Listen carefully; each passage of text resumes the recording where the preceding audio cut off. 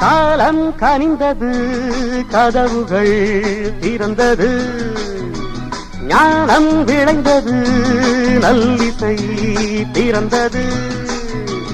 புதுராகம் படைப்பதாலே நானும் இறைவனே, புதுராகம் படைப்பதாலே நானும் இறைவனே.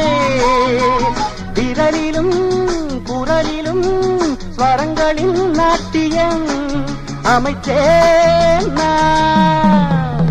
மழை திறந்து தாவும் நதியலை நான், மனம் திறந்து கூவும் சிறு குயில் நான். இசைக்கலைஞன் என் ஆசைகளாயிரம் நினைத்தது